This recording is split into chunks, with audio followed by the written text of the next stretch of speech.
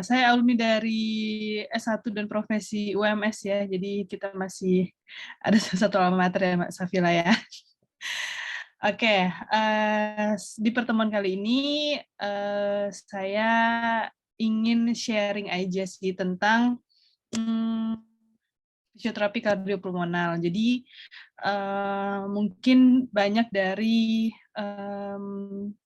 termasuk mahasiswa-mahasiswa saya ya, yang suka kebingungan karena intervensinya sebenarnya mirip-mirip gitu katanya. Kemudian bingung Bu sama problemnya karena bisa sama-sama di alveolus gitu atau sama-sama di bronkus dan lain sebagainya. Jadi karena lingkupnya kecil segitu aja, jadi kadang suka bingung problem utamanya di mana. Kok kayaknya semua jawabannya benar gitu. Jadi hampir semua soal UKOM itu dan jawabannya itu tentu dibuat agar ingin menilai kemampuan detailnya kalian gitu.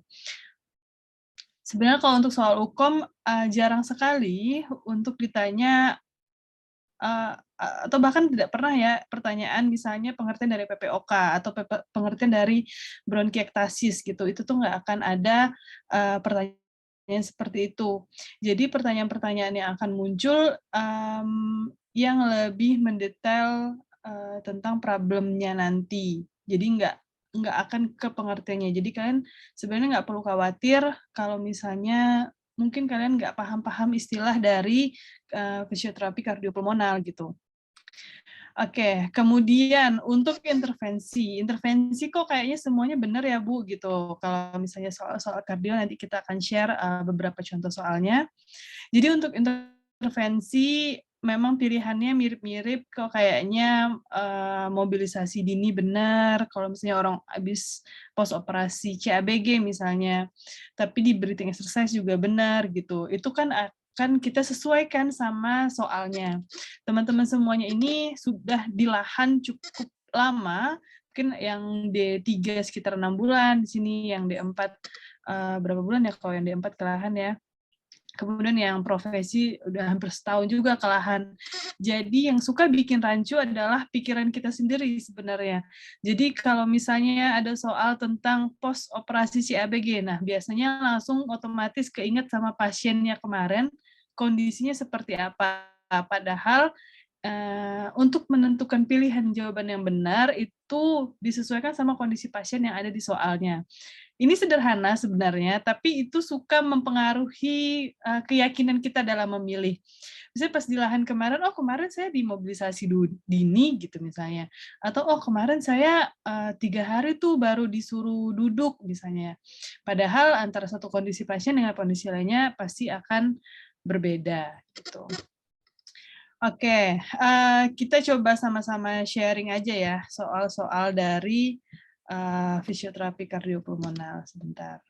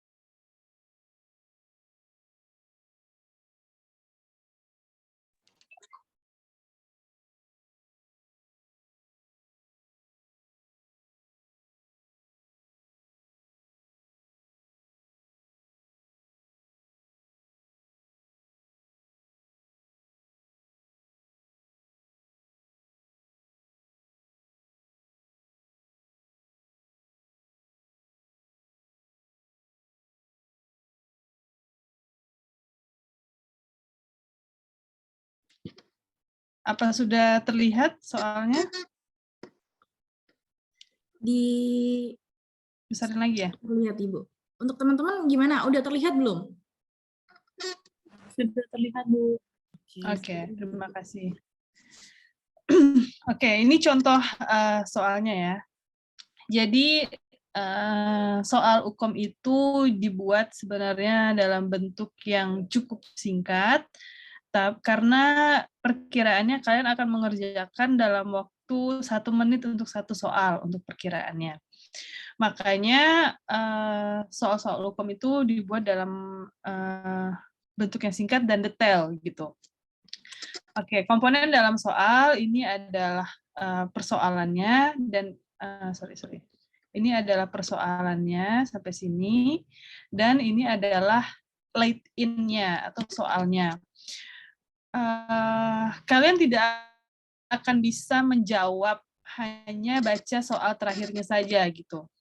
Tapi boleh kalian untuk lebih fokus kemana untuk membacanya, kalian baca soal dulu, lalu kalian baca kasusnya. Jadi kalian bisa detail, oh diminta apa nih? Oh diminta problemnya. Jadi kita lihat lagi dari awal sampai akhir. Oke, kalau untuk soal yang pertama ini ya, seorang laki-laki berumur 65 tahun dirujuk ke fisioterapi dengan diagnosa medis COPD atau PPOK ya. Hasil pemeriksaan, sesak nafas 2/10, mampu jalan 50 meter tanpa sesak. Hasil akustasi tidak ditemukan crackles. Ya. Oke, kita lihat apakah problem utama dari pasien di atas. Kita lihat data yang pertama, sesak nafas 2/10. 2/10 berarti tidak terlalu sesak. Ya. Kemudian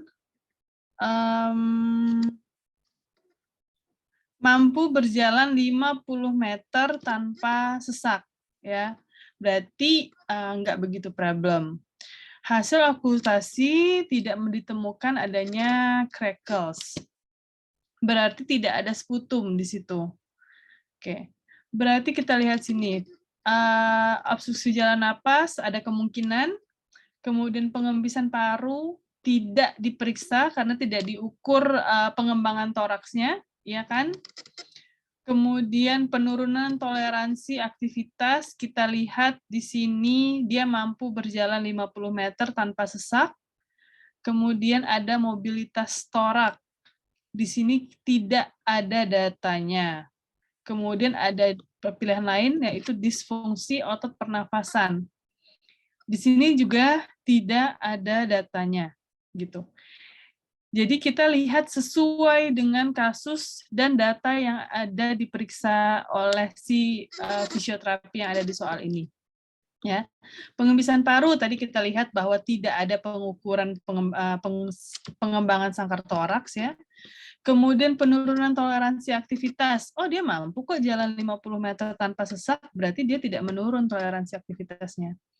Kemudian mobilitas torak juga tidak dilakukan pemeriksaan. Kemudian disfungsi otot pernafasan tidak dilakukan pemeriksaan. Berarti jawabannya adalah obstruksi jalan nafas. Begitu. Oke, coba kita lihat soal selanjutnya.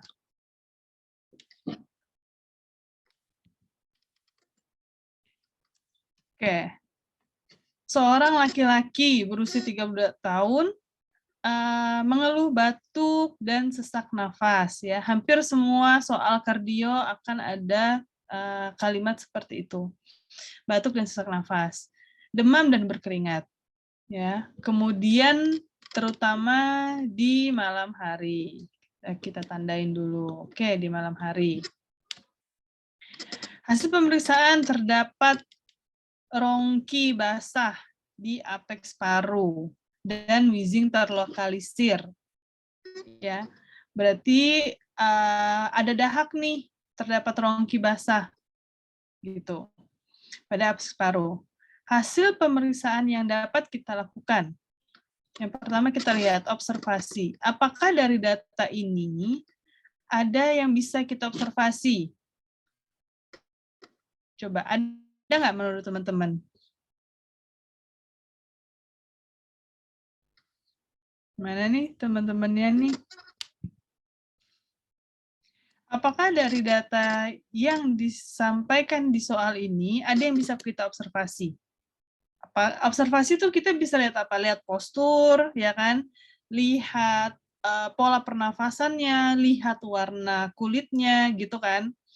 Di data ini tidak ada yang menunjukkan hal tersebut, berarti bukan observasi. Kemudian yang kedua, palpasi. Kita lihat dari soal ini, apakah ada dilakukannya palpasi? Ya, palpasi apa yang bisa dipalpasi? Apa namanya? Spasma, ya kan? Kemudian tonus biasanya yang bisa kita palpasi. Di sini tidak ada menyatakan hal tersebut, tidak ada ditemukan nyeri tekan juga. Berarti jawabannya bukan palpasi. Oke.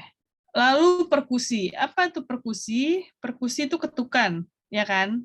Kalau misalnya di muskuloskeletal, perkusi bisa kita cek, muskulo dan neuro, kita bisa cek perkusi salah satunya untuk pemeriksaan dari refleks, ya, refleks patella, itu kan di perkusi.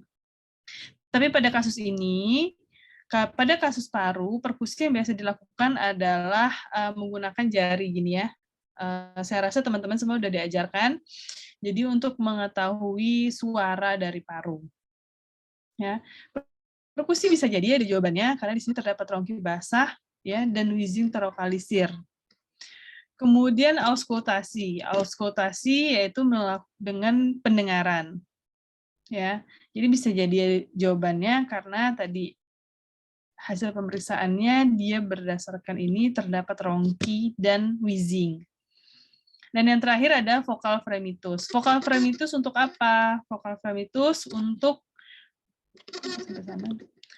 vokal fremitus untuk mengetahui getaran ya. Jadi kalau misalnya kita tempelkan di torak teman kita atau pasien itu, maka kemudian diminta untuk bilang 77 atau 99, maka kita akan tahu bagian mana yang lebih bergetar gitu. Jadi kalau misalnya daerah yang bergetar, namanya paru berisi udara ya memang itu bergetar. Namun kalau misalnya parunya berisi cairan atau darah misalnya, itu maka getarannya akan menurun. Namun pada kasus ini dia bilang rongkinya basah gitu. Dan wheezing terlokalisir itu dengan vokal fremitus tidak bisa ditemukan. Oke. Sekarang pilihannya dua, antara perkusi dan auskultasi. Kita lihat lagi apa yang didapat oleh si fisioterapi ini dalam pemeriksaannya. Ya, yang didapat rongkinya basah, berarti ada suara crackles di situ. Ya, yang itu tidak didapatkan dari perkusi. Kemudian dia bilang bahwa wheezing-nya terlokalisir dan itu tidak akan didapatkan dari perkusi. Maka jawabannya adalah auskultasi.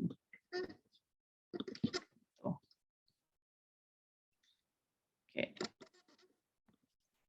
Sekarang coba kita lanjut ke soal nomor 3.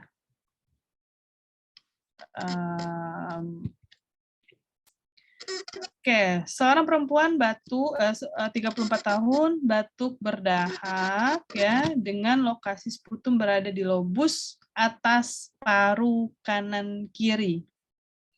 Oke, sama seperti tadi pemeriksaan yang ditanyakan ya. Jadi kalau dalam soal UKOM ini tidak hanya intervensi yang akan ditanyakan, tapi bisa juga pemeriksaan, bisa juga alat ukur yang akan digunakan, ya, bisa juga alat evaluasi, dan bisa juga edukasi yang harus kita berikan kepada pasien itu apa. Gitu. Oke. Pemeriksaan yang dilakukan, ya, sama seperti tadi. Lokasi sputum berada di lobus atas kanan kiri. Gimana kita bisa tahu lokasi sputum di atas kanan dan kiri? Coba teman-teman, jawabannya apa kira-kira kalau nomor 3? Bisa diketik di kolom chat aja kalau misalnya sulit untuk sulit untuk open mic. Oke, sip. Mantap. Jawabannya auskultasi, karena untuk mengetahui lokasi sputum hanya bisa dilakukan dengan auskultasi. Benar sekali. Luar biasa. Oke, sekarang coba Kita lanjut ke soal nomor 4. Seorang laki-laki 65 tahun, diagnosa emfisema berat, mengeluhkan, ini yang kita lihat, batuk kering, wheezing, sesak nafas, adanya barrel chest, kemudian pola pernapasannya apikal. Oke, apa nih kira-kira? Apa yang jadi permasalahan fisioterapi pada pasien tersebut? Nah, ini yang mulai menjebak nih.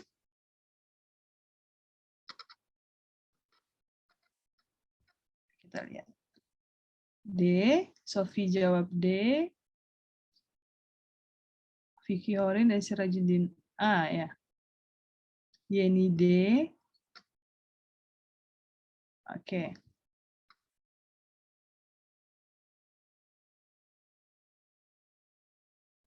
Oke. Sekarang coba kita lihat ya. Kita sortir satu-satu. Permasalahan fisioterapi yang utama gitu. Kalau kita lihat dari pasien ini, banyak sekali problem yang dia punya ya. Dia punya batuk kering, nafas wheezing, dan sesak nafas. Ya. Batuk kering berarti tidak ada sputum, maka penumpukan sputum kita hilangkan sebagai pilihan jawaban. Ya. Kemudian barrel chest boleh kita keep dulu. Kemudian batuk kering, ya. Dia benar batuk kering. Pertanyaannya adalah apa yang menjadi permasalahan fisioterapi yang utama? Sedangkan fisioterapi tidak berperan, maksudnya tidak mengatasi batuk kering, ya nggak? Kita selama ini belajar batuk beraha, kita punya batuk efektif, kita punya postural dienase misalnya gitu, untuk membantu mengeluarkan sputum. Tapi untuk batuk kering itu bukanlah menjadi problem utama kita, gitu. Kita hilangkan. Kemudian ada peningkatan kerja pernafasan. Peningkatan kerja pernafasan boleh kita keep. Kemudian wheezing. Wheezing ini berarti ada penyempitan karena sesak nafasnya itu ya. Oke. Kemudian barrel chest. Barrel chest ini dia tanya ya, permasalahan fisioterapi yang utama. Ya. Barrel chest ini terjadi berupa selama akibat gangguan yang terjadi bertahun-tahun gitu. Ketika seorang mengalami barrel chest, maka akan banyak perubahan pernafasan yang akan terjadi. Dan itu tidak bisa kita selesaikan dalam waktu yang singkat gitu. Oke, jadi barrel chest tidak bisa kita dipatokan untuk permasalahan fisioterapi yang utama. Karena barrel chest ini merupakan problem yang terjadi menahun, maka penanganannya pun akan membutuhkan waktu yang lama untuk mengembalikan postur dia kembali ke posisi normalnya. Oke, kemudian wheezing ini terjadi karena sesak nafas ya. Dan sesak nafas ini kita bisa intervensi sebenarnya. Tapi kalau misalnya kita lihat dengan posisi dia barrel chest, kemudian breathing pattern-nya apikal, dan dia masih sesak, maka permasalahan fisioterapi kita yang utama adalah peningkatan kerja pernafasannya. Jadi kita pengen menurunkan kerja pernafasan itu. Karena kalau misalnya dia masih sesak, ya wheezing ini kan karena terjadi sesak ya, karena dia masih sesak, kemudian dengan bentuk chest-nya seperti itu, maka semua otot-otot aksesoris pernafasannya akan aktif gitu. Maka kerja pernafasannya akan semakin meningkat, dan itu yang tidak mau kita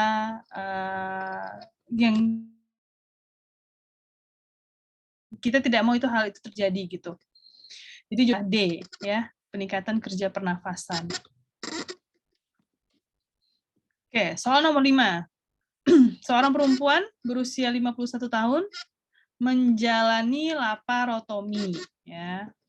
Kemudian dia mengeluh nyeri pada perutnya. Hasil auskultasi ditemukan ada suara crackles di paru kanan lobus atas. Apa menjadi problem utama fisioterapi? Ya. Kalau misalnya di soal UKOM yang akan kalian temukan nanti, itu akan ada pilihannya tuh salah satunya mengurangi nyeri gitu. Karena di sini ada dia bilang masih mengeluh nyeri. Apa problema utama fisioterapi? Kita lihat jawabannya C, D, C. Oke. Kita telaah ya. Mantap. Oke, yang pertama sesak nafas. Emang dia sesak nafas? Di sini tidak ditemukan bahwa ia mengalami sesak nafas. Jadi jangan kalian menilai bahwa ada suara crackles, ada sputum, berarti dia sesak nih. Jadi nggak bisa kayak gitu ya. Kita harus berdasarkan apa data yang kita punya. Dia tidak ada menyatakan sesak nafas, tidak ada menunjukkan penilaian skala Borg. Jadi jangan berpendapat dengan pikiran kita saja gitu. Oke, sesak nafas tidak dilakukan. Peningkatan kerja pernafasan, di sini tidak disebutkan juga adanya peningkatan kerja pernafasan, tidak disebutkan bahwa dia mengalami sesak, gitu ya.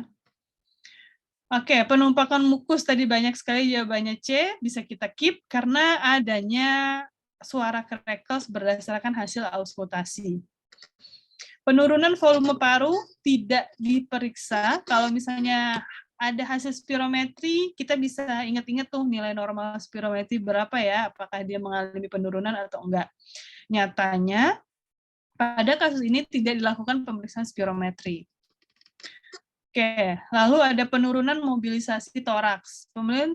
Penurunan mobilisasi sangkar toraks bisa diukur menggunakan midline ya. Jadi di sini tidak dilakukan juga, maka jawabannya adalah C. Benar sekali. Sudah pintar nih. Kita udahi aja. Oke, lanjut ya. Soal nomor 6. Soal nomor 6, laki-laki dirawat di rumah sakit 2 minggu yang lalu, mengeluh sakit dada kiri, sesak nafas, dan batuk berdahak. Bentar. Udah ada yang jawab aja nih. D. Oke, kita lihat. Yang lainnya jawabannya, oke, D juga. Hasil pemeriksaan terpasang WSD di dada kiri bawah. Oke, apa penyebab sesak nafas pada pasien itu? Oke, apa penyebab sesak nafasnya, gitu ya? Nyeri dada. Oke, dia memang mengeluh nyeri dada sebelah kiri. Semua jawabannya D. Oke. Nyeri dada. Oke, dia memang mengeluhkan nyeri dada, tapi nyeri dadanya bukanlah sebagai penyebab utama sesak nafasnya. Memang kita kalau misalnya nyeri, misalnya tabrakan gitu ya, atau mungkin teman-teman ada yang pernah kegores pisau gitu, itu kalau nyeri suka bikin napas tuh pendek gitu. Tapi bukanlah itu yang menjadi penyebab nyeri dada pada pasien ini. Kan nyeri dada ini kita merahkan. Kemudian gangguan jalan nafas. Gangguan jalan nafas seperti apa nih yang terjadi di sini? Oke, dia ada sesak nafas memang. Oke, tidak disebutkan apa diagnosa atau kondisi medisnya. Jadi dia memang mengalami sesak nafas, ya, batuk berdahak. Jadi gangguan nafasnya boleh kita keep lah ya. Kemudian ada gangguan paru.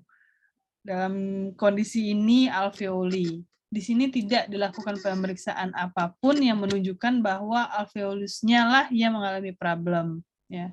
Kalau misalnya ada disebutkan diagnosa medisnya, misalnya emfisema, oh iya berarti alveolusnya gitu. Tapi di sini tidak disebutkan, maka gangguan paru, gangguan alveoli kita merahkan. Kemudian gangguan rongga pleura. Nah, kita di sini didapatkan bahwa dia mempunyai WSD, ya. WSD ini adalah suatu alat ya yang saya yakin kalian juga udah tahu untuk membuang cairan yang ada di rongga pleura. Oke, kita keep dulu. Kemudian gangguan sirkulasi paru. Gangguan sirkulasi paru ini berarti adanya gangguan mulai dari bronkiolus sampai ke alveolus gitu ya. Sirkulasi paru kan gitu lewatnya udara. Sedangkan di sini kita dapatkan dia terpasang WSD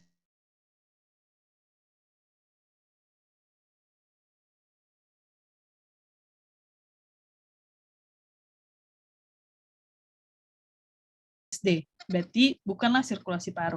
Benar sekali rongga pleura karena kuncinya di sini di WSD, water seal drainage, itu bukanlah untuk mengurangi obstruksi atau terhambatnya udara yang ada di jalan nafas, tapi dia adalah gangguan pada rongga pleuranya. Jaringan pembungkus paru. Nah, ini yang saya bilang bahwa soal UKOM ini dia tidak secara langsung menanyakan misalnya PPOK itu apa, efusi pleura itu apa. Tapi soal UKOM ini dia melatih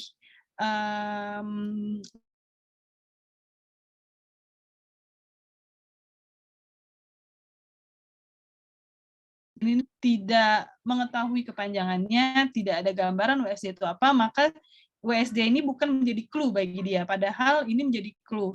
Tadi pas awal-awal saya membacakan soalnya, teman-teman udah banyak yang jawab dengan benar. Ya, salah satunya mungkin karena mengetahui fungsi dari WSD ini bentuknya seperti apa dan tujuannya bagaimana. Gitu. Luar biasa sekali. Oke, nomor 7. Jawabannya apa nomor 7? Sofi jawab A, Burjo jawab Burjo. Kemudian yang lainnya, Raisa Anun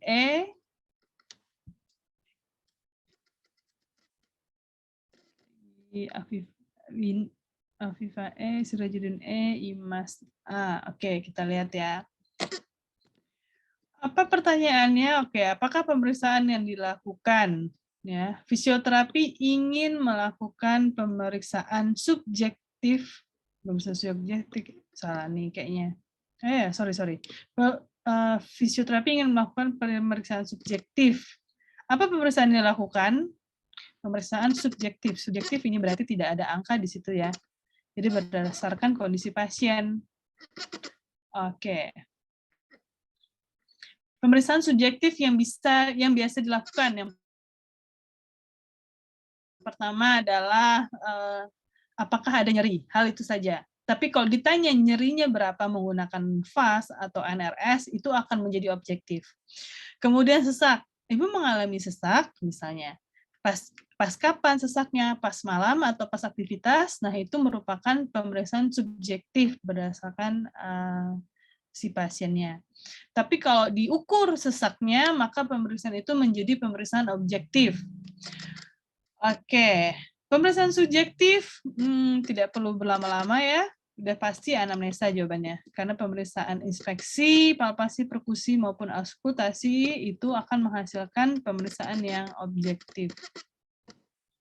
Ya, yang paling perancu nanti di inspeksinya nih. Kalau misalnya di inspeksi kan kita lihat postur misalnya. Posturnya bentuk dadanya misalnya barrel chest misalnya gitu. Atau wajah tampak menahan nyeri ya.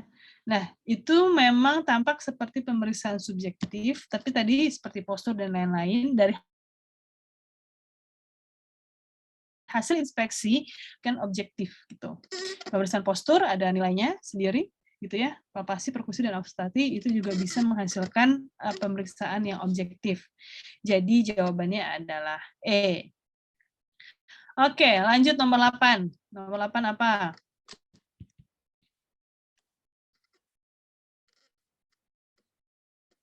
sesak nafas, wheezing.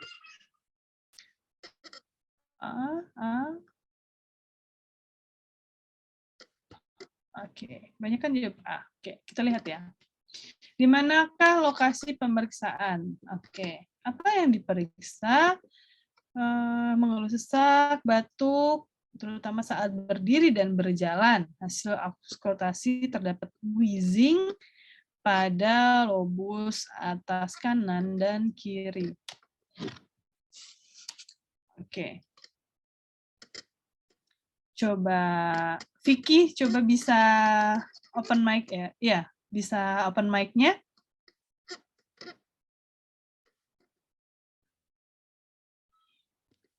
Vicky bisa open mic? Kenapa menjawab A?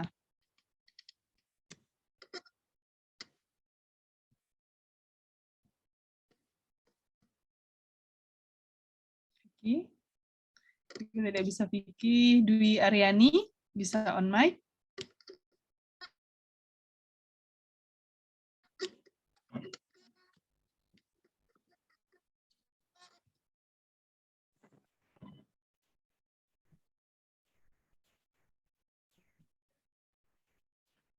Izin menjawab, Ibu. Hmm? Karena pada lobus atas. Jadi intercostal space 2. Oke, baik. Terima kasih. Ya, benar sekali ya. Jadi memang tampaknya memang ICS 2 sama ICS 3 tuh deket ya gitu. Tapi kalian semua sudah pernah auskultasi paru, jadi ada mapping-mappingnya, yang mana lobus atas, lobus tengah,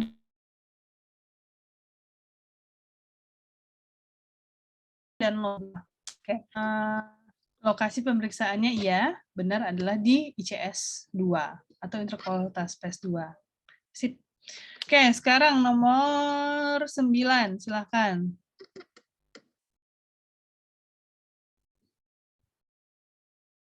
Oke, B. Ini masih terlalu mudah ya. Ada mengeluh sesak nafas, terutama saat respirasi, alat ukur midline bukan untuk sesak, ya, jadi kita merahkan. Spirometri untuk kapasitas volume, kemudian Apgar. Oke, semuanya sudah benar. Apgar untuk pada saat bayi baru lahir dan 6-minute walking test buat VO2 max-nya. Jadi jawabannya adalah skala Borg. Oke, soal nomor 10.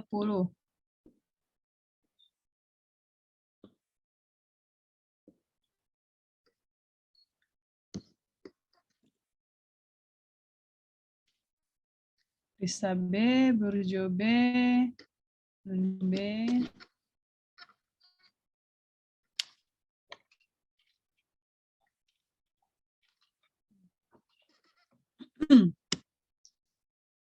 Oke, luar biasa sekali. Di sini memang tidak dia bertanya apakah bukti objektif adanya sesak. Oke, tadi pertanyaan di atas adalah bagaimana mengukur sesak, kita menggunakan skala Borg. Tapi di soal nomor 10 ini tidak disebutkan nilai skala Borg-nya. Dia minta kita menganalisis dari vital sign yang ada. Oke, ada tekanan darah. Tekanan darah tidak berpengaruh pada sesaknya. Oke, luar biasa. Kemudian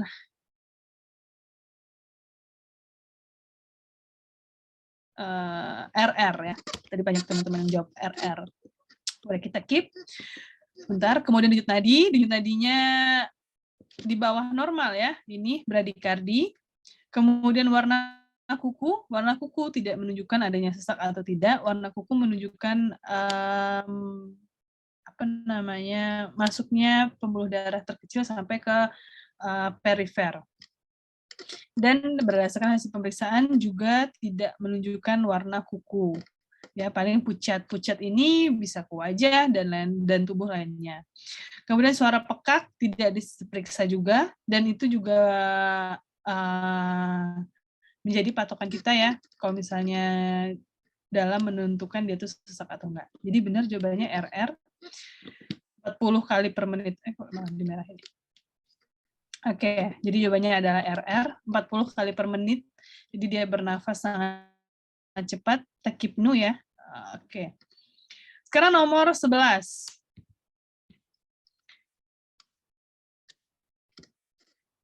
Apa nomor 11? Silahkan dibaca dulu. Sophie C.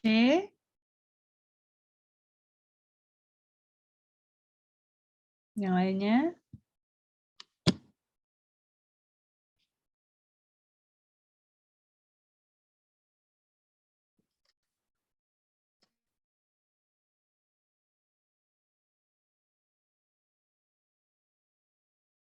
Wih, mantap. Oke, jadi sampai detik ini 100% menjawab C. Poor sleep breathing. Oke, kita lihat ya. Emfisema berat, batuk kering, nafas wheezing, dan sesak nafas. Pasien bernafas dengan mulut terbuka dan dengan pernafasan dada. Jadi tidak perlu banyak yang kita bahas ya. Jadi ya, jawabannya adalah C. Oke, poor sleep breathing. Ya. Oke, Burjo jawab D. Di sini menunjukkan dia menggunakan pernafasan dada, sedangkan abdominal breathing adalah pernafasan menggunakan perut gitu. Oke. Prolong expirasi adalah pernafasan yang ekspirasinya itu lebih lama dari normalnya. Jadi normalnya memang kita inspirasi misalnya 2 detik, ekspirasi 3 detik. Jadi normalnya memang kita ekspirasi itu lebih lama. Tapi prolong ekspirasi itu saat dia menghembuskan nafasnya jauh lebih lama dan tarik nafasnya sangat sedikit waktunya. Oke, next, nomor 12. Silakan dibaca dan dijawab di kolom chat.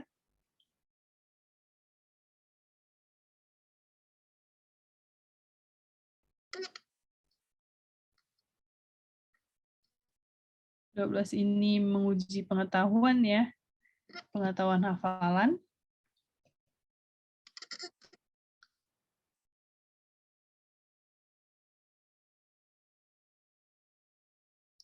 B.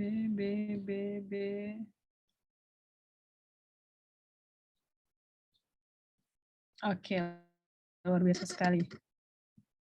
Oke, kalau untuk nomor 12, ini murni merupakan suatu hafalan, jadi tidak banyak yang kita bahas, karena memang itulah jawaban mutlaknya berdasarkan ilmunya. Gitu ya. Ya, benar, jawabannya adalah B. Oke, next, 13. Sesak nafas, batuk berahak, sulit dikeluarkan. Pemeriksaan, auskultasi, rongki.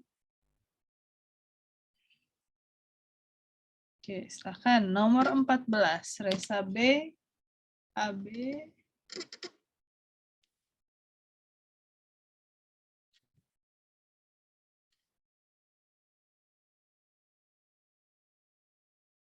Oke, mantap.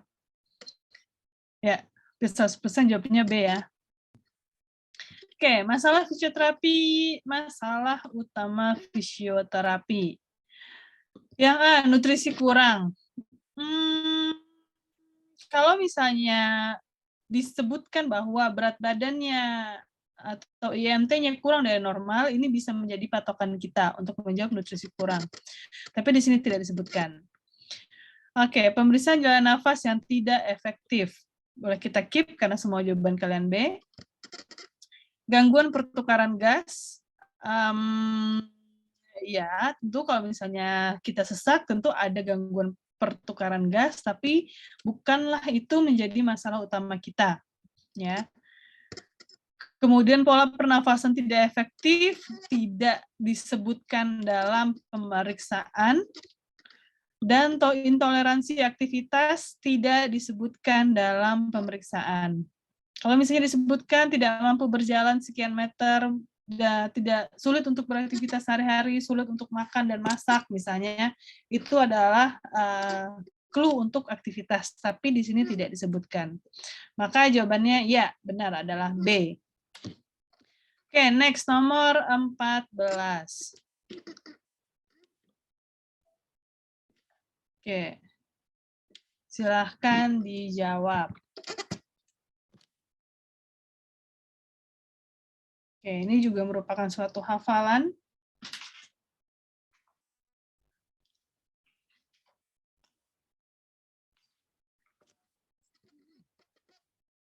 Oke, HA menjawab D. HA panggilannya, nama aslinya siapa ya?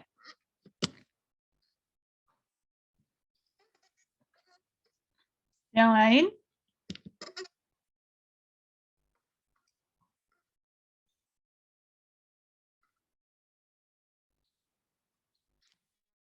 Emfisema, berat. Clue-nya itu berarti. Karena ini merupakan penyakit hafalan, soal hafalan atau recall memories. Baru 2 yang menjawab, yang lainnya Syifa, Aulia Setia, Sofi, Fitriani D, oke. Sudah 3 yang menjawab. Sirajudin D, Sofi D. 1, 2, 3, 4, 5. Oke, boleh kita lanjutkan ya. Udah 5, lumayan. Oke, emfisema berat ya. Emfisema adalah problem utamanya pada alveolus. Ya, jadi alveolusnya sulit, alveolusnya mengalami seperti pembengkakan ya, jadi sulit untuk mengembang dan mengempis pada emfisema berat. Tidak banyak yang bisa kita bahas karena ini merupakan soal recall memories. Jadi berdasarkan pengetahuan yang kita punya gitu. Oke, next nomor 15. Silakan.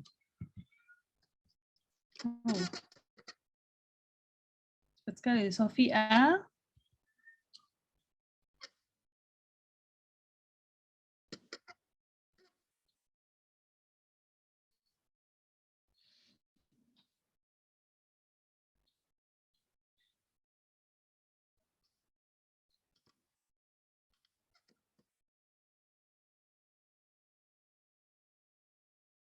B, B, B.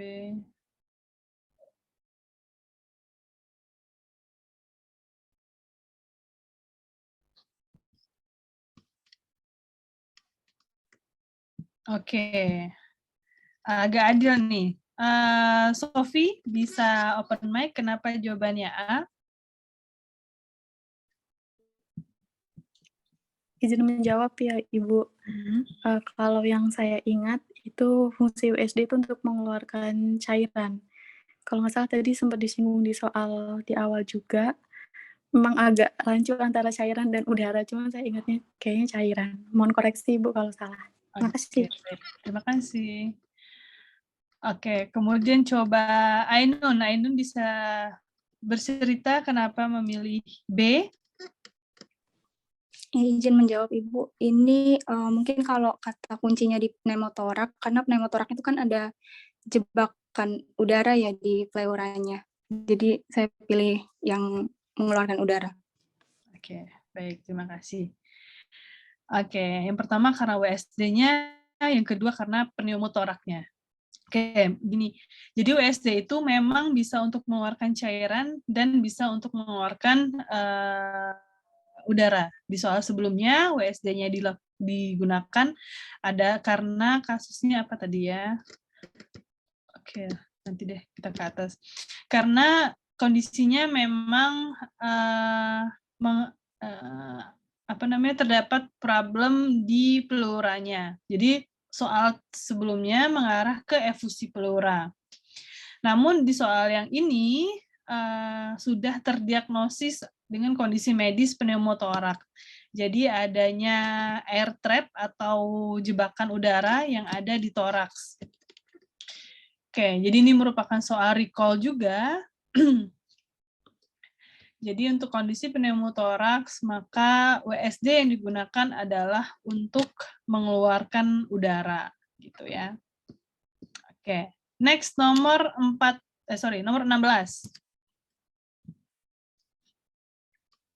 Silakan. B.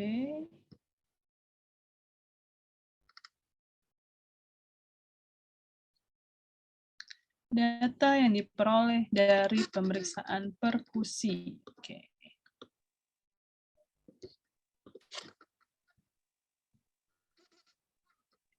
B, FIPA-B, SOFI-B. Oke, luar biasa sekali. Ya, ini tidak perlu banyak dibahas ya, toh jawabannya semuanya benar. Ya, jadi jawabannya adalah B, hipersonor. Oke, karena kalau misalnya sesak nafas atau tidak berdasarkan skala Borg dan asesmen, suara bising dan crackles dan wheezing berdasarkan auskultasi atau pendengaran kita. Luar biasa. Soal nomor 17, silakan.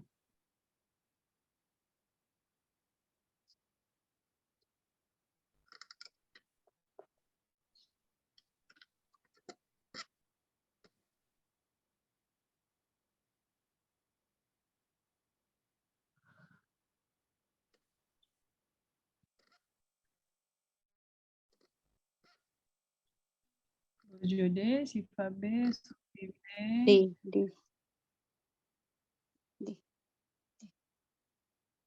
Yang lainnya, baru 3 menjawab.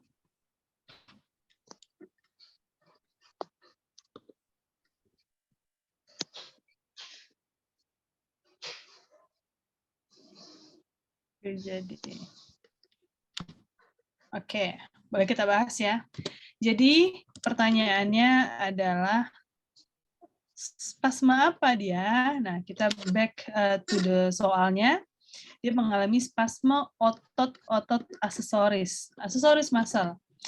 Otot pernafasan dalam kondisi normal. Jadi pernafasan merupakan suatu hal yang refleks ya. Jadi bukan kita yang mengaturnya. Dalam kondisi rileks, otot pernafasan yang digunakan cuma 2. Diafragma dan interkosta. Udah, dalam kondisi normal ya. Selebihnya ada otot upper trapezius, ada pectoralis major, ada scaleni, sternocleidomastoid yang ada di leher, pundak, dan dada. Itu merupakan otot aksesoris. Ya. Oke, sekarang ini sudah pasti tidak, karena dia bukanlah otot aksesoris, tapi dia otot utama pernafasan. Kemudian rectus abdominis. Rectus abdominis bisa jadi karena orang yang kesulitan untuk menghembuskan nafas, maka otot perutnya akan aktif. Bisa jadi ya. Sekarang kita keep dulu. Lalu sternocleidomastoid. Ya. Sternocleidomastoid itu merupakan adalah otot yang ada di leher. Kemudian stratus anterior itu dari samping ya. Jadi otomatis bukan bukan stratus anterior. Sekarang pilihannya adalah rectus abdominis dan sternocleido. Oke. Yang paling merupakan otot aksesoris yang sering aktif ketika mengalami gangguan kardiopulmonal, salah satunya adalah sternocleidomastoid. Kemudian jadi bukanlah rectus abdominis yang aktif, maka yang akan aktif adalah sternocleidomastoid karena dia otot bantu pernafasan atau aksesoris muscle pada pernafasan. Oke, next soal nomor 18. Bisa dibaca. Nah. Oke, ini merupakan soal recall lagi, ditanyanya adalah anatomi yang terganggu pada pasien tersebut.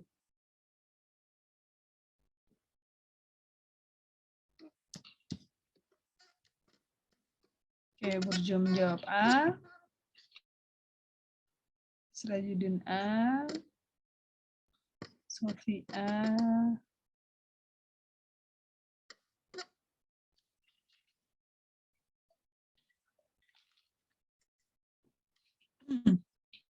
Oke.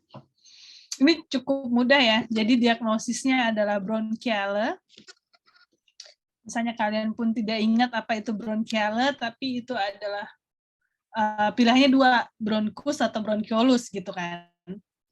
Tapi untungnya nggak ada nih di pilihannya bronkus dan bronchiolus secara bersamaan. Pilihannya adalah bronchiolus. Jadi jawabannya adalah bronchiolus. A. Oke. Soal nomor 19. Oke, tadi saya katakan bahwa soal UKOM akan ada banyak sekali variasinya. Salah satunya evaluasi. Nah, nomor 19 yang ditanya adalah jenis evaluasi yang akan kalian gunakan.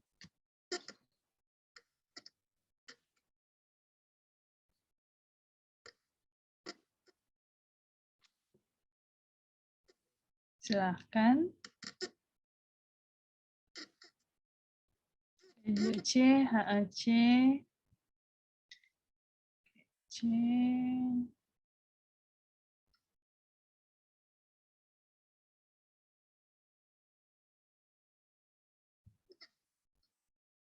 Baru 3, yang lainnya.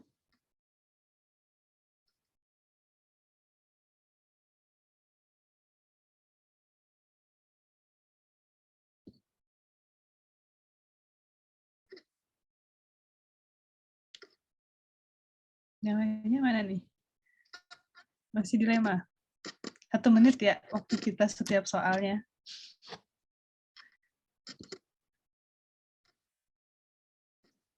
Sofi B, Triani C. Oke, sudah 1, 2, 3, 4, 5. Oke. Tanya jenis evaluasinya. Oke.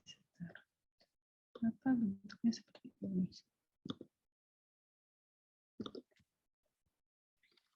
Oke. Evaluasi pada pasien di atas. Kita lihat bahwa sudah 2 minggu karena sesak nafas, adanya karena cairan dalam paru. Oke. Pasien diperbolehkan pulang, namun pasien masih belum mampu melakukan aktivitas fungsionalnya, terutama berjalan jauh akibat sesak. Itu clue-nya.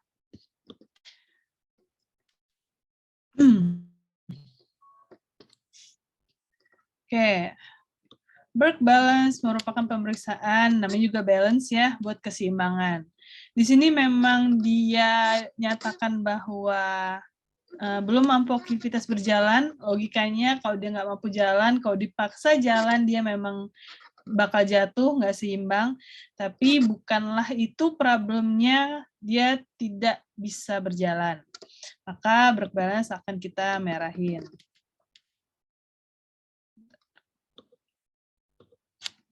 Oke, kemudian Bartel. Bartel, kita ingat-ingat soal Bartel apa-apa aja.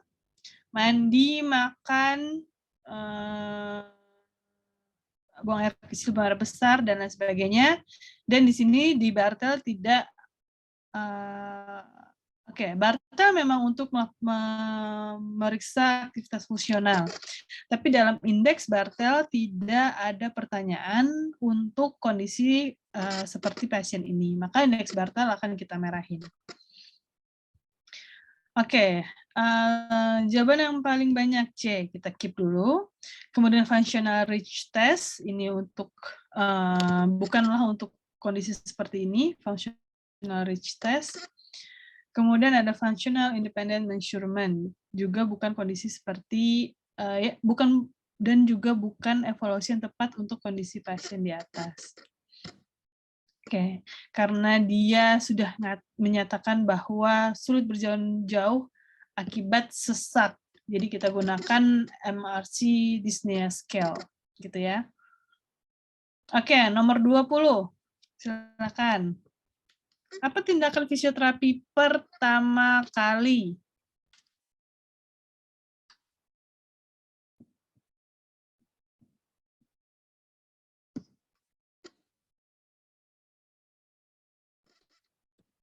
B.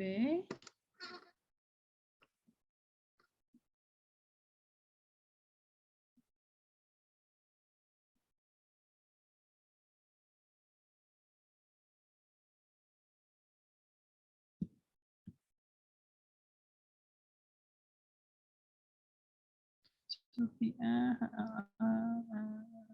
Siva B. Oke. Baik. Pertama kali dalam melakukan bukan intervensi ya, dalam melakukan pemeriksaan tentu kita melakukan anamnesis. Maka semua pemeriksaan kita merahin dulu. Oke, pilihannya dengan anggota keluarga atau dengan pasien. Kita lihat bahwa pasien datang dengan penurunan kesadaran. Maka yang bisa kita tanyai adalah keluarganya. Ya, dia belum bisa kita tanyai. Maka jawabannya adalah A. Ya. Oke, nomor 21. Sebentar.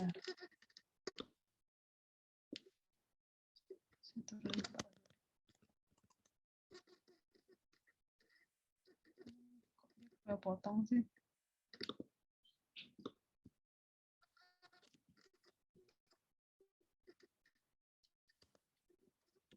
Oke, nomor 21.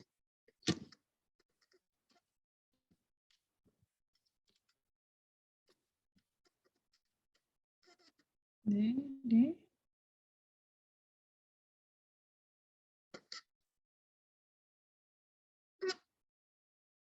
Lainnya. Bagaimana tindakan fisioterapi selanjutnya?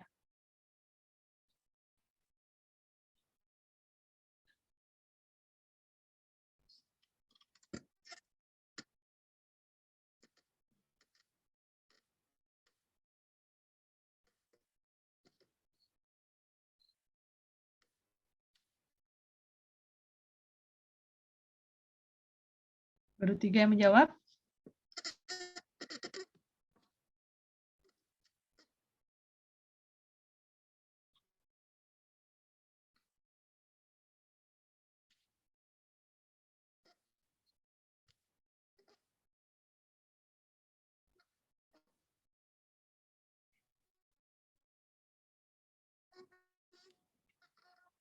Oke, kita bahas ya.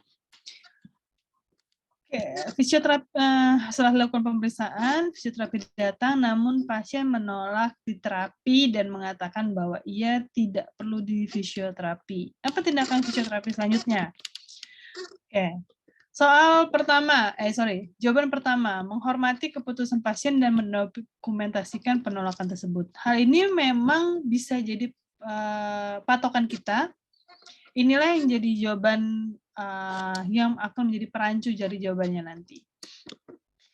Oke, kita keep dulu. Yang kedua, melaporkan tanggapan kepada dokter dan meminta dokter berbicara kepada pasien. Hal ini tidak perlu lakukan karena jika pasien tidak mau, maka bukan dokter tempat kita mengadu gitu. Jadi kita tuh punya keputusan sendiri kalau misalnya pasien tidak mau, maka tindakan selanjutnya adalah di tangan kita. Jadi bukan kita ajukan, bukan kita ngadu ke dokter gitu ya. Oke, menunggu keluarga pasien dan memintanya untuk meyakinkan pasien. Sekali lagi, kita bisa jika untuk meyakinkan, kita memang bisa meyakinkan kepada pasien secara langsung dengan berbagai edukasi gitu ya. Oke, kemudian dia menjelaskan pada pasien potensi apabila tidak menjalani fisioterapi, ini juga bisa menjadi jawaban yang perancu. Yang terakhir adalah minta pasien mendatangani surat ketidaksanggupan. Di sini ia menyatakan bahwa bukan tidak sanggup untuk melakukan fisioterapi atau melakukan pembayaran fisioterapi gitu ya. Jadi bukan untuk surat ketidaksanggupan. Oke, kalau kalian benar-benar nanti di lapangan pekerjaan ketemu pasien yang dia menolak untuk dilakukan tindakan fisioterapi, yang harus kalian lakukan 2 ya. Yang pertama tentu kita mengedukasi pasien tentang tujuan intervensi, manfaat dan akibat jika tidak diintervensi ya. Itu jawaban yang D. Kemudian jika pasien tetap menolak, maka kalian harus menghormati keputusan tersebut dan ada informed consent-nya gitu. Seperti misalnya pasien tidak mau diresusitasi jantung, walaupun sudah dijelaskan oleh dokter dan keluarga tetap tidak mau diresusitasi, maka akan ada surat persetujuan dari pasien tersebut. Jadi kita punya datanya. Jika sesuatu buruk terjadi, maka kita sudah menjelaskannya gitu. Oke. Pilihannya antara A sama D. Tapi di sini untuk yang pertama kali kita sampaikan adalah kita menjelaskan potensi jika tidak menjalani fisioterapi, gitu ya. Kita jelaskan dulu manfaat dan akibat jika tidak melakukan fisioterapi. Jika pasien masih tetap menolak, barulah kita pilih yang A. Ya. Jadi dari soal ini belum ada dijelaskan bahwa fisioterapi tersebut menjelaskan manfaat dan akibat dari intervensi. Jadi makanya jawabannya adalah D. Yang A kita merahin.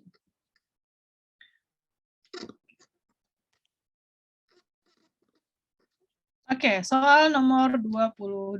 Silakan.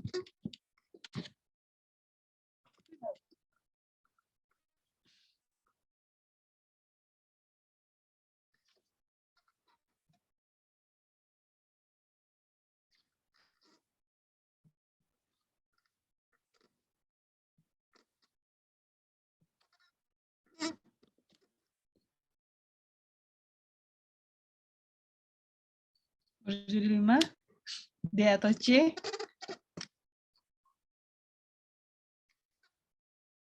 Yang lainnya?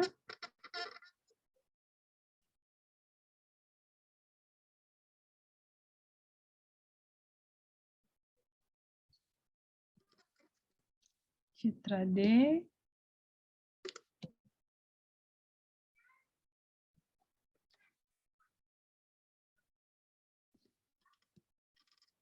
Sofi D.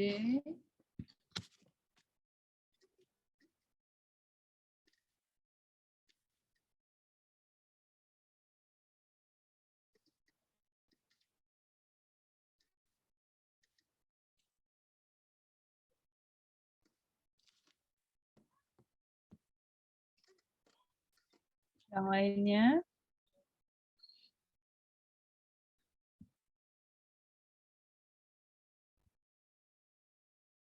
Siva C.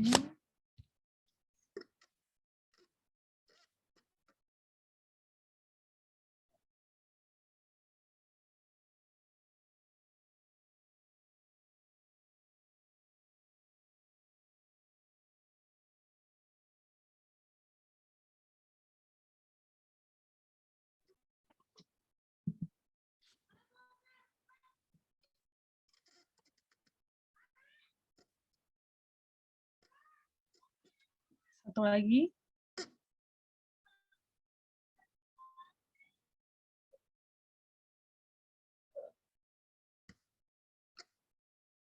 D sama C. Oke, dilemanya D sama C. Oke, pitalosen sudah stabil. Ronsen adanya atraktasis paru kanan, lobus bawah. Pasien dahak warna hijau.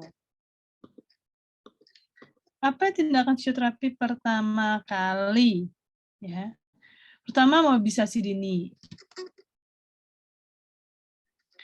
Oke, mobilisasi dini memang harus segera dilakukan. Berdasarkan soal ini, dia menjalani operasinya kemarin. Jadi bukanlah mobilisasi dini jawabannya. Miring kanan, miring kiri termasuk mobilisasi ya. Jadi kalau misalnya kalau misalnya dia tuh belum bisa, kalau misalnya dia sudah besoknya baru dimobilisasi, itu nggak baik untuk jantung dan parunya. Kemudian ambulasi duduk dan berdiri. Oke, ini memang benar, tapi bukanlah ini tindakan yang kita lakukan pertama kali. Oke, pilihan yang paling banyak tadi adalah C sama D. Kemudian kita keep dulu. Kemudian E, merekomendasikan untuk pemeriksaan gas darah arteri. Tindakan fisik kita pertama kali, jangan langsung memberikan pemeriksaan spesifik seperti X-ray dan lain-lain. Tentu kita punya pemeriksaan sendiri dulu dalam pemeriksaan tersebut barulah kita memerlukan pemeriksaan khusus. Jadi misalnya kita cek nih tulangnya, kok ada krepitasi ya? Oke, coba di X-ray gitu. Jadi bukan pasien datang nyeri pinggang terus kita X-ray dulu deh sana gitu, bukan kayak gitu ya. Jadi berikan contoh ACBT dan melakukan auskultasi dada. ACBT benar, namun untuk pertama kali yang kita lakukan tentu adalah melakukan auskultasi. Jadi tentu kita melakukan pemeriksaan dulu. Begitu. Oke, nomor 23, silakan. Intervensi awal.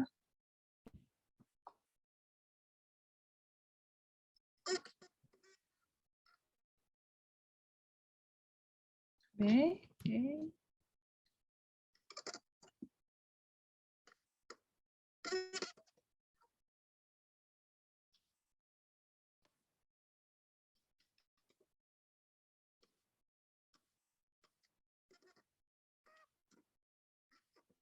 Intervensi awal fisioterapi.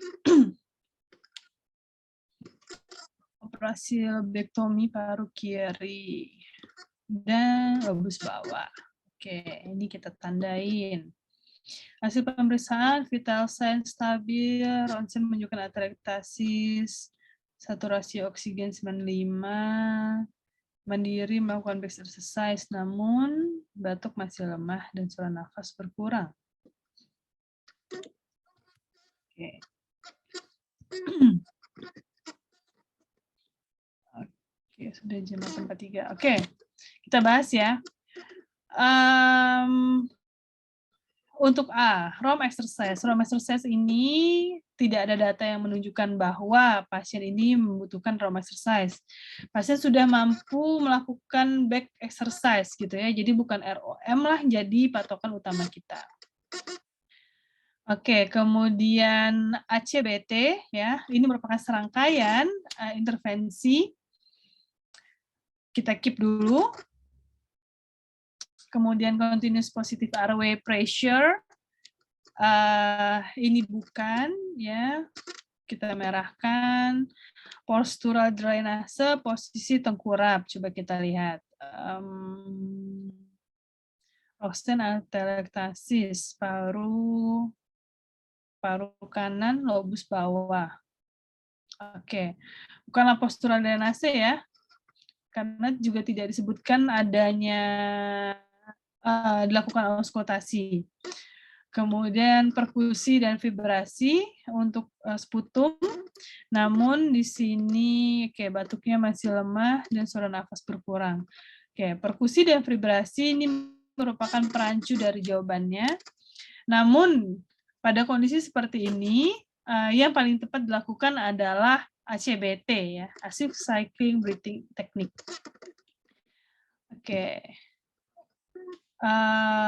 Itu untuk jawaban nomor 23. Coba kita ke bawah-bawah lagi yang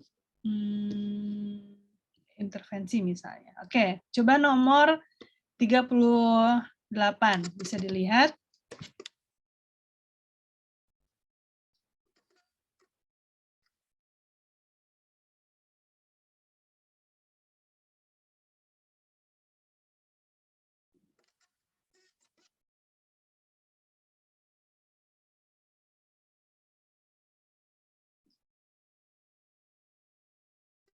Karena suka bingung nih kalau misalnya intervensi.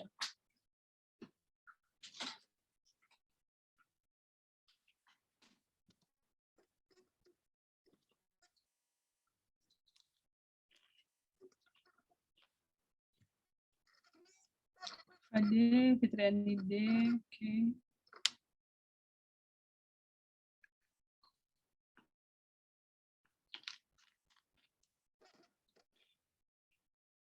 oke.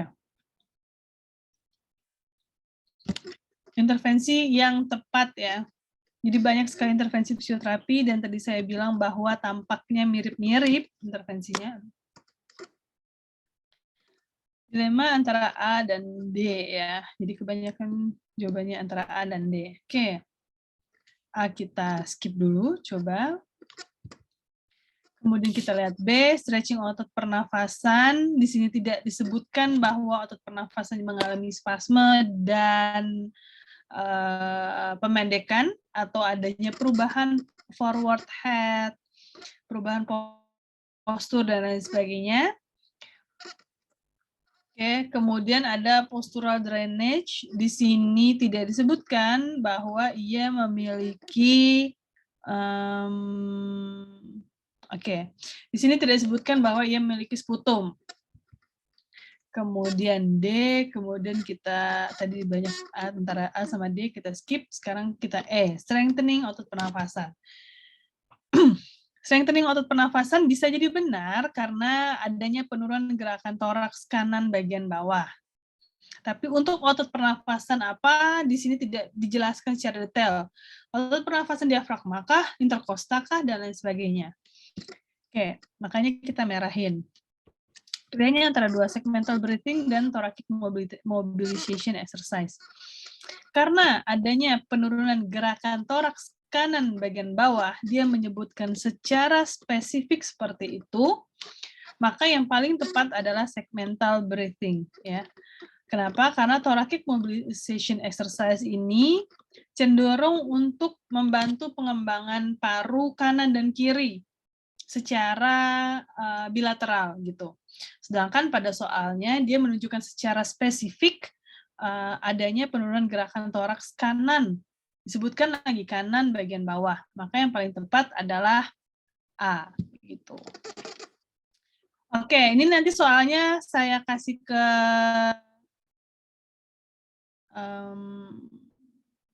Mbak Safila ya, buat sambil dibaca-baca sama kunci jawabannya. Tapi jangan langsung lihat ke kunci jawabannya gimana ya. Saya pisahin aja deh kunci jawabannya di paling bawah gitu. Oke, ada pertanyaan teman-teman? Waktu sudah menunjukkan pukul 8.50. Ada pertanyaan tentang soal kardiopulmo? Karena nanti soal UKOM itu merupakan gabungan dari beberapa konsentrasi fisio ya. Jadi kardio ini kalau pas zaman saya S1 sih kardio merupakan salah satu yang paling banyak soalnya untuk profesi pada saat itu. Ini ada yang D3 juga ya Mbak Safila ya? Ada Kak, ada Bu. Ya, kalau misalnya soal fisioterapi, untuk yang tadi ya, yang recall misalnya problemnya di mana, kalau misalnya bronkiektasis, kalau misalnya efusi pleura, problemnya di mana, itu sebentar. Itu porsinya nggak akan sebanyak intervensi ataupun pemeriksaan yang akan dilakukan gitu. Silakan Mbak Sofi. Ya, Ibu, mohon maaf saya tidak bisa on cam karena kendala sinyal. Ya. Apakah suara saya terdengar jelas? Terdengar. Yang saya ingin tanyakan itu kadang saya masih bingung kalau dapat soal yang keluhannya itu mirip-mirip. Biasanya kan sesak, terus penumpukan mukus gitu-gitu. Nah itu biasanya pilihannya itu ada breathing control, deep breathing, sama diaphragmatic breathing. Nah itu saya masih bingung untuk bedanya breathing control dengan deep breathing, kemudian dengan diaphragmatic breathing itu apa ya bedanya? Karena yang saya tahu itu kan ketika kita memberikan latihan pernapasan itu pasien diminta untuk selalu mengurangi pernapasan dada. Kalau yang saya dapat di lahan itu informasinya seperti itu. Jadi karena sudah overuse, maka dari itu kita optimalkan ke pernapasan perut. Itu digunakan juga di breathing control dan di breathing. Makanya saya bingung bedanya dengan diaphragmatic breathing apa. Kemudian dosis yang efektif itu sebenarnya berapa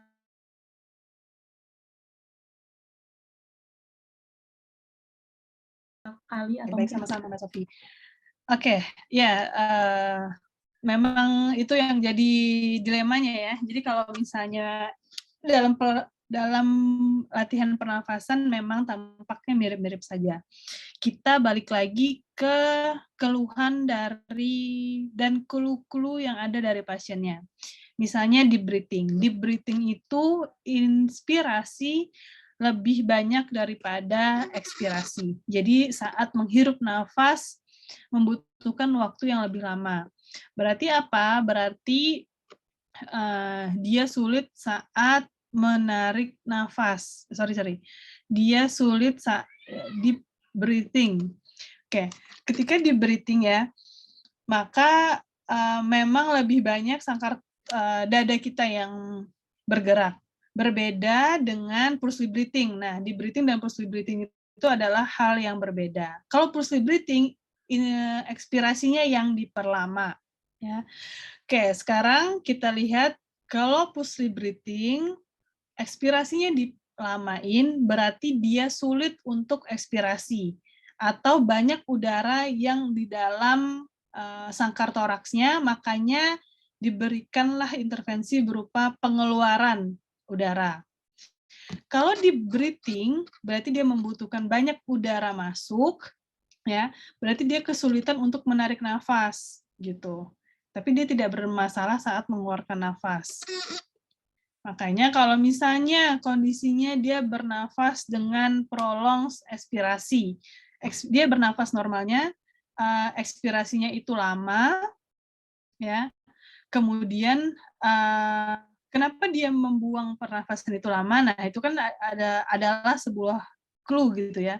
Makanya kalau misalnya di breathing dan pulse breathing itu adalah suatu hal yang sangat berbeda dilihat dari kondisinya. Kalau pulse breathing, kenapa dia dibuang nafas tuh lama misalnya?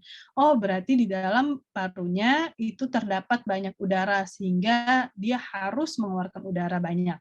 Kalau misalnya di breathing berarti di dalam parunya itu terlalu sedikit udaranya, maka dia harus diberikan di breathing gitu. Tadi ada contoh barrel chest. Barrel chest itu kan sangkar toraksnya besar ya. Berarti banyak udara yang terperangkap di dalam barrel chest itu, dalam paru itu. Berarti intervensi yang paling tepat adalah pulse breathing. Selain dari mobilization sangkar torak ya. Untuk pernafasannya adalah pulse breathing gitu. Jadi dilihat dari clue-clue permasalahannya. Kemudian yang kedua, breathing control dan breathing exercise ini yang paling sering kebalik. Jadi kalau breathing control,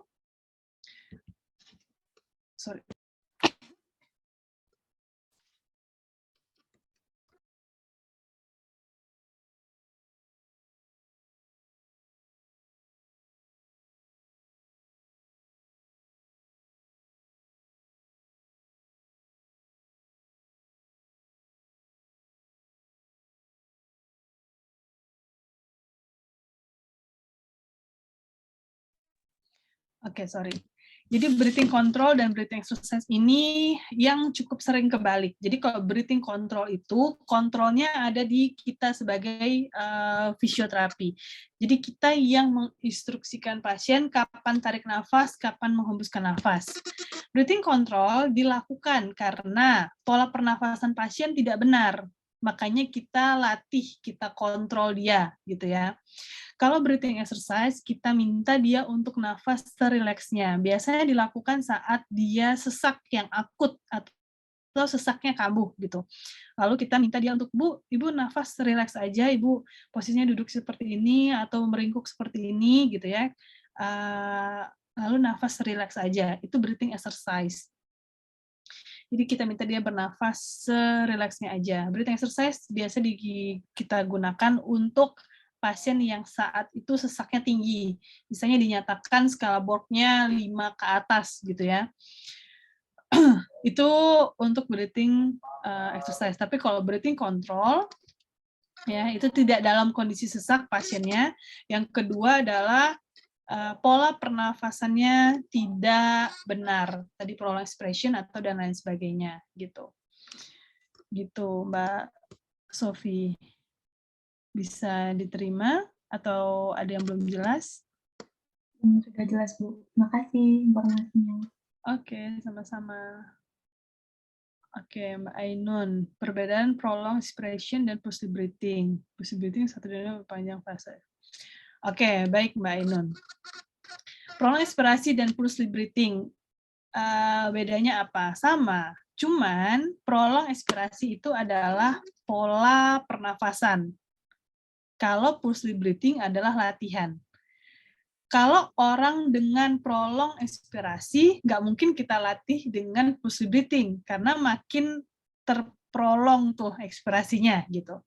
Kalau orang yang sudah prolong expirasi, menghembuskan nafasnya lebih banyak,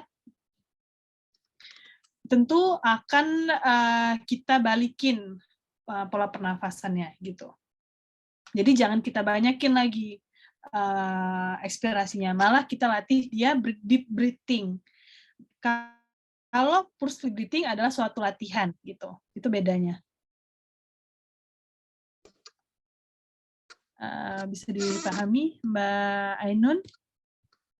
Jadi itu adalah hal yang beda. Sama kalau misalnya kita fleksi elbow misalnya, kondisi pasien stroke yang fleksi elbow, nggak mungkin kita latih untuk fleksi elbow juga gitu. Jadi yang satunya adalah latihan, yang satunya adalah pola. Gitu.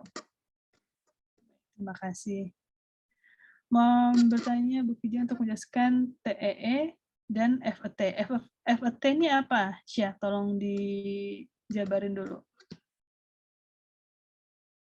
Force expiration teknik atau apa?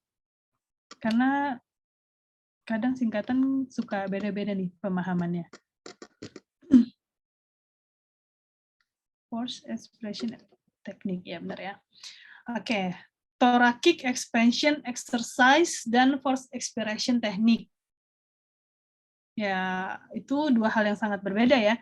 Jadi thoracic expansion exercise, kita latih thoracic-nya untuk dia lebih bisa expansion. Gitu. Jadi kondisi-kondisi pasien seperti barrel chest ya, dia kondisinya sudah menggembung gitu. Dia sudah menggembung, jadi sulit untuk dia lebih mengembangkan parunya gitu ya. Oke, hal itu bisa disebabkan karena posturnya. Yang kedua adalah kelemahan dari otot interkostanya. Jadi kalau misalnya otot ekstremitas kita mau kita latih, tinggal resisted aja gitu ya, atau dikasih beban aja. Tapi untuk otot pernafasan, kalau diafragma kan di dalam ya. Sekarang kita mau coba latih otot interkostanya, salah satunya dengan thoracic expansion exercise. Jadi kita latih untuk mengembangkan sangkar toraknya. Bagaimana caranya? Bagaimana caranya sama seperti kita melatih menguatkan otot ekstremitas, yaitu dengan resisted. Karena kita pengen menguatkan, tentu kita bakal kasih beban ke ototnya. Oke, cara untuk mengasih beban ke sangkar toraks adalah yang pertama kita bisa pakai tangan kita ya. Jadi sangkar torak itu ketika dia tarik nafas, ketika dia inspirasi malah kita tahan sesuai dengan biomekaniknya. Jadi kita malah biomekanikin seperti dia ekspirasi gitu. Atau yang kedua bisa dengan handuk. Jadi handuk dilingkarkan ke upper thorax dulu yang pertama, kemudian nanti baru lower thorax. Jadi jangan bersamaan. Jadi upper thoraxnya ketika dia tarik nafas, handuknya bisa dikencengin gitu.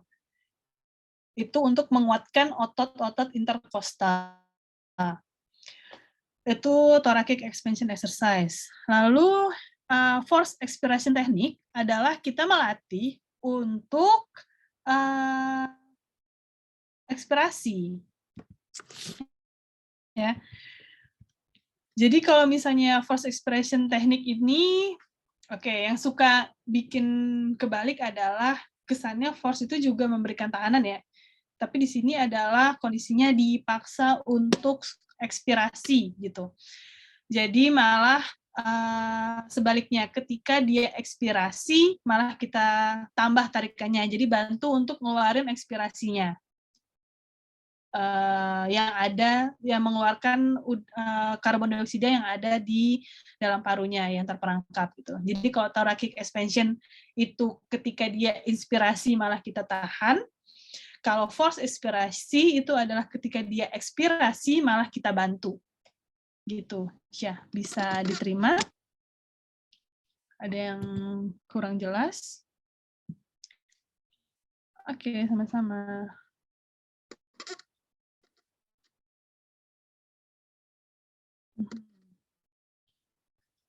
Diagnosis asma bronkiala. Pasien mengeluh sesak nafas dan batuk. SpO2, adanya ketegangan otot.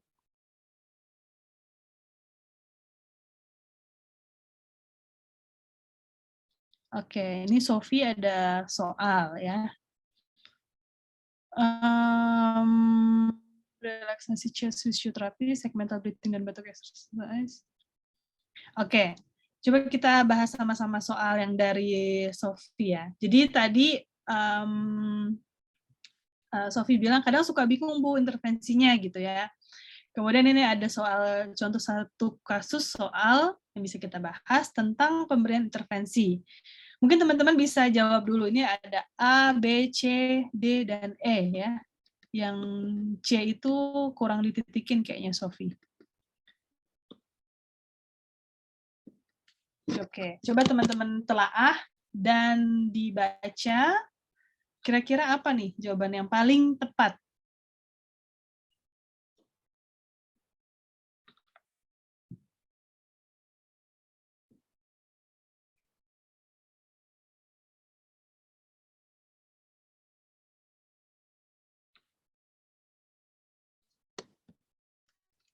Ya, Listia menjawab relaksasi dan chest physiotherapy yang A ya. Yang lainnya?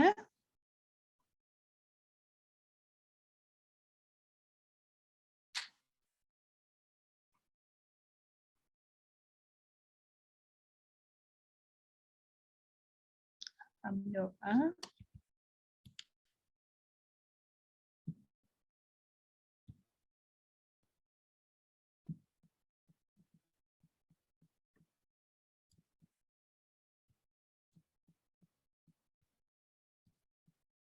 Oke, semuanya pada menjawab A nih. Coba Perdana, bisa open mic nggak Perdana? Iya, bisa Bu. Oke, coba kenapa kamu menjawab A? Karena di sini tadi dijelaskan bahwa untuk ketegangan otot itu bisa diberikan intervensi relaksasi. Terus untuk sesak nafas dan batuknya mungkin bisa dikasih untuk chest physiotherapy. Baik, terima kasih. Sama-sama. Coba ULF siapa? Ulfa, Ulfi? Bisa open mic? Ya, Ibu. Di sini saya menjawab A, karena dalam soal tersebut ada dijelaskan bahwa adanya sesak napas, kemudian respiratory rate-nya 30 kali per menit, sehingga jawaban yang paling tepat adalah relaksasi, kemudian chest physiotherapy. Oke, baik, terima kasih. Ya, jadi begitu ya, teman-teman. Kita telaah ya. Pada jawab A, sekarang kita singkirkan dulu. Segmental breathing dan batuk efektif. Segmental breathing dan batuk efektif. Segmental breathing untuk kondisi yang bersegmen gitu ya, namanya juga segmental ya. Kondisinya itu tadi seperti soal yang sebelumnya, mobilitasnya hanya sebelah aja yang problem, jadi bukan bilateral gitu. Segmental breathing berarti tidak. Yang kedua adalah batuk efektif. Di sini mungkin belum terlalu dijelaskan batuknya batuk apa, apakah batuk kering ataukah batuk berdahak. Tapi yang bikin jawabannya salah adalah segmental breathing. Ya, clue-nya adalah sesak nafas, batuk, dan vital sign-nya kita lihat ya. Kemudian breathing exercise. Breathing exercise benar Kemudian mobility. Kenapa dia dikasih mobility dengan kondisi respiratory rate setinggi itu? Berarti C yang bikin salah adalah mobility-nya. Kemudian D, strengthening dan chest physiotherapy. Chest physiotherapy-nya mungkin benar. Tapi kenapa dia dikasih strengthening? Balik lagi kita lihat respiratory rate-nya sangat tinggi. Oke, kemudian ada postural drainage dan heating. Nah, ini bisa jadi benar. Karena mungkin karena ada batuk, jadi dikasih postural drainase, dan juga heating mungkin untuk ketegangan otot bantu pernafasan dan lain sebagainya. Tapi kita lihat dari yang mana yang lebih diperlukan pada saat itu, yang paling tepat gitu ya. Kalau kondisi seperti itu, kita lihat yang paling urgent atau yang paling mendesak adalah sesaknya dia dengan kondisi respiratory rate 30 kali per menit. Dia nggak boleh dikasih postural drainase dengan kondisi sedang sesak seperti itu gitu. Kalau misalnya dikasih postural drainase miring kiri, miring kanan, atau ini kan tidak dijelaskan ya posisi sputumnya di mana. Kalau misalnya tengkurap itu kan malah makin menyebabkan dia sesak. Nah, maka yang paling tepat adalah relaksasi dan chest physiotherapy gitu. Relaksasinya banyak hal, mungkin bisa breathing exercise, bisa dengan diberikan posisi yang nyaman gitu ya. Itu adalah jawaban yang paling tepat, dan chest physiotherapy. Begitu, Sophie. Ini udah pintar nih. Pada jawab A semuanya. Mantap.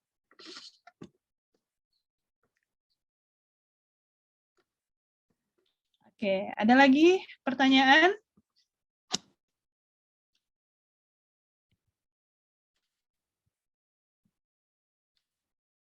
Tidak ada? Baik, jika tidak ada pertanyaan, semoga sukses UKOM-nya, semoga mendapatkan hasil yang terbaik. Oke, masih ada pertanyaan? Silakan, HA. Siapa namanya HA ini?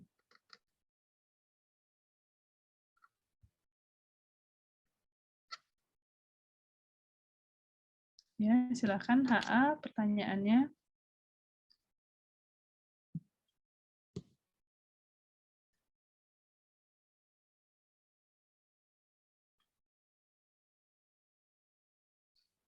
Oke, jelaskan perbedaan huffing dan batuk efektif. Oke, batuk efektif itu huffing dan batuk itu beda ya. Jadi kalau huffing itu tidak membuka atau menggetarkan si epiglottis. Kalau batuk itu menggetarkan si atau membuka si epiglottis. Kalau huffing itu seperti kita gitu ya. Jadi hanya udara yang lewat gitu. Kalau batuk efektif ya memang dibatukkan seperti sebentar, coba saya cari video.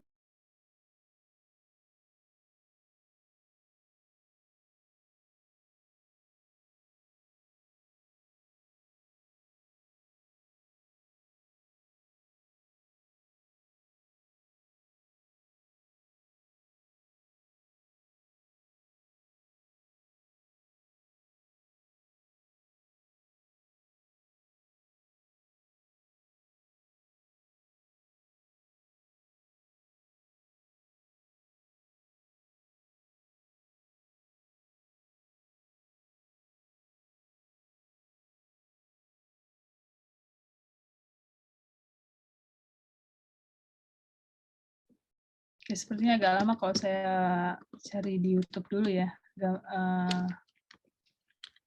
Video tentang huffing.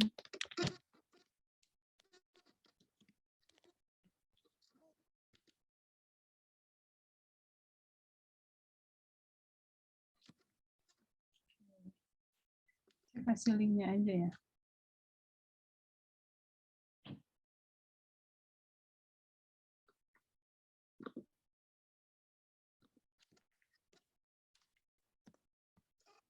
Oke, itu ada link di YouTube, bisa diklik gitu ya. Jadi perbedaannya adalah huffing itu tidak membuka epiglottis. Jadi Jadi dia hanya melewatkan udara saja, tapi kalau batuk itu dia membuka epiglottis. Bisa dilihat di YouTube-nya untuk caranya agak lebih detail. Kalau misalnya lewat Zoom gini kayaknya agak susah saya memperagakannya ya, gitu. Kemudian kalau misalnya orang yang post laparotomi, post sesar gitu ya, atau post CABG yang ada operasi di CABG itu kan sternumnya dibelah gitu ya. Kemudian laparotomi itu perutnya dibelah, sesar juga perutnya dibelah, maka akan sangat nyeri dia untuk melakukan batuk efektif. Untuk mengurangi nyerinya bisa kita minta dia memeluk bantal jika batuk gitu. Tapi nggak secepat itu ketika dia batuk baru ngambil bantal, baru dipeluk ya. Jadi kalau misalnya pos operasi seperti itu baru-baru banget ya operasi itu, maka kita yang paling tepat adalah huffing, karena itu tidak akan mengkontraksikan otot perutnya secara berlebihan dan tidak akan mengkontraksikan atau memberikan tekanan berlebihan pada sangkar toraksnya juga. Lalu itu akan menyebabkan dia less pain berkurang nyerinya gitu. Kalau misalnya huffing untuk kondisi awal dia tidak akan menyebabkan kontraksi perut, dia tidak akan menekan dada secara berlebihan, makanya itu lebih tepat digunakan untuk pos laparotomi, kemudian pos CABG gitu. Kalau batuk efektif, kalau misalnya dia udah lama, udah PPOK, bisa diberikan batuk efektif. Caranya adalah tarik nafas, hembuskan, itu kita yang kontrol ya.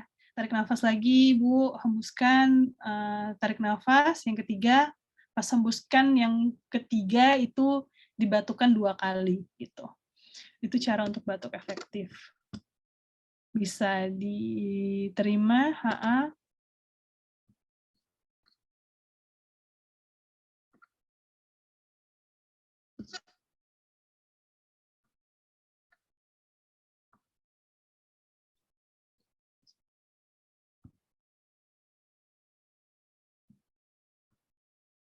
Oke. Baik, ada lagi? Alif, silakan.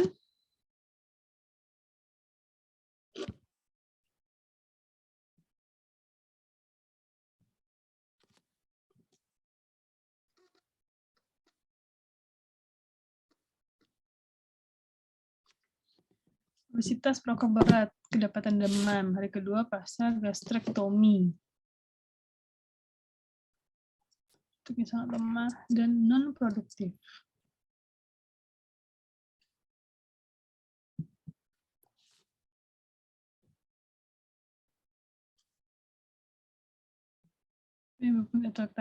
Oke, baik. Teman-teman, ini ada soal dari Alif.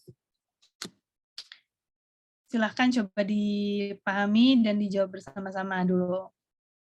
A, B, C, atau D?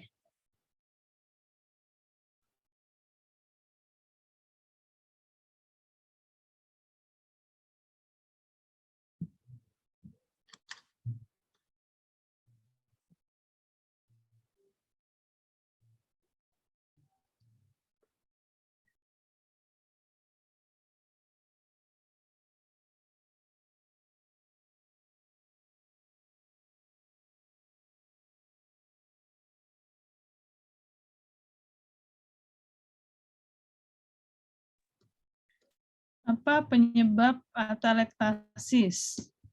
Coba.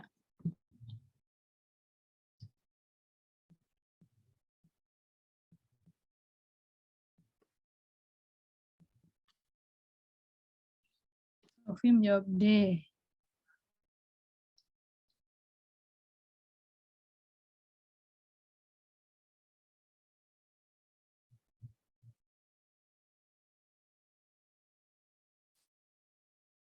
Yang lainnya?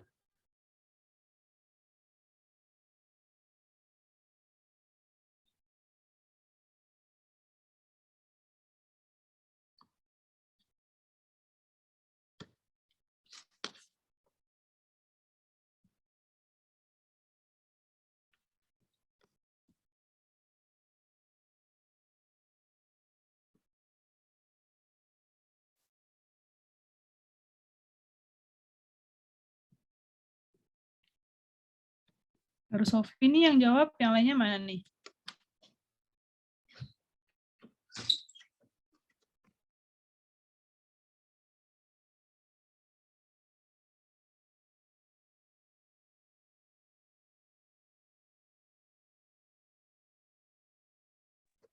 Oke, Sofi ragu deh atau nggak apa-apa.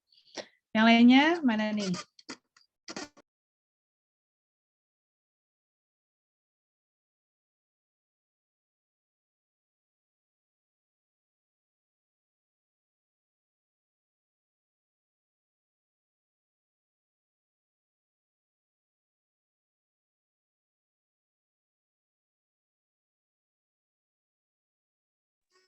Diana sama apa nih? Sama bingung atau sama ragu dia atau sama apa, Diana?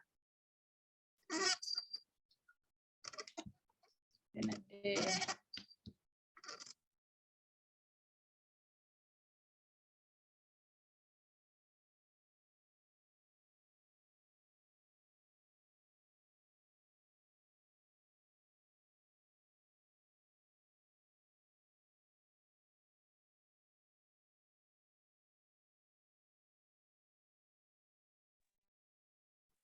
Oke, baik, banyak yang dilema nih.